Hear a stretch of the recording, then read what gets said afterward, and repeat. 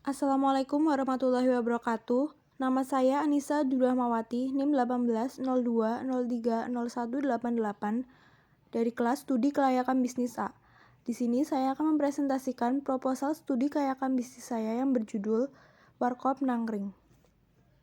Latar belakang usaha. Konsep usaha yang dibuat oleh Ibu Miswati ini adalah usaha warung kopi kekinian. Walaupun dinamakan warung kopi, Warkop Nangkring ini tidak hanya menjual kopi saja.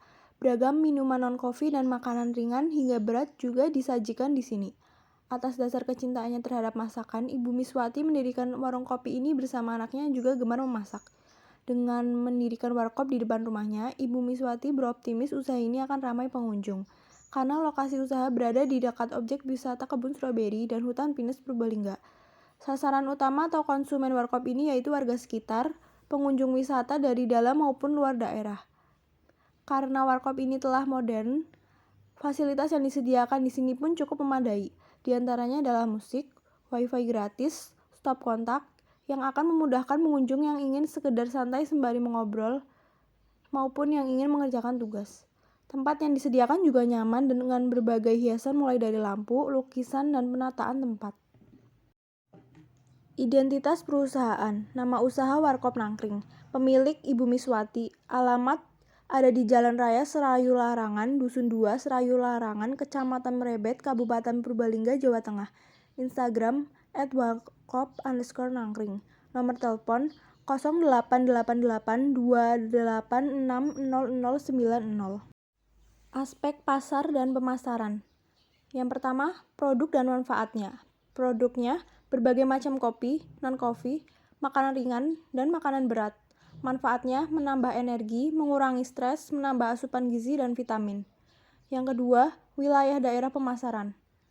Ada di Serayu Larangan, Rebet, Bobotsari, dan pusat kota Purbalingga. Yang ketiga, segmen pasar. Segmen pasarnya yaitu masyarakat sekitar dan masyarakat Purbalingga yang berusia sekitar 14-45 tahun. Kebijakan harga. Minumannya yaitu dari Rp3.000 sampai Rp20.000. Dari makanannya yaitu Rp7.000 sampai Rp25.000. Yang kelima dari aspek pasar dan pemasaran adalah sistem distribusi.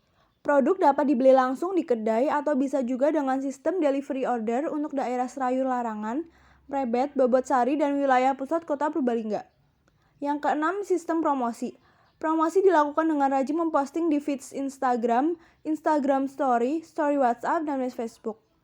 Yang ketujuh, permintaan produk. Permintaan yang paling diminati saat ini adalah seblak pedas dan dalgona coffee. Dan nantinya akan terus melakukan inovasi produk maupun melihat permintaan konsumen.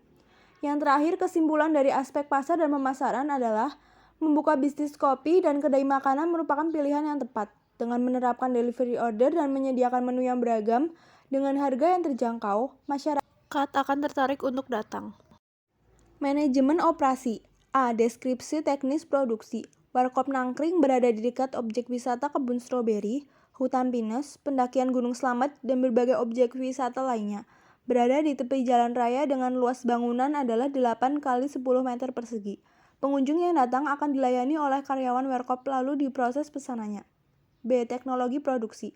Untuk pembuatan makanan, di sini menggunakan penggorengan dan alat penggorengan untuk memasak produk yang dipesan pengunjung.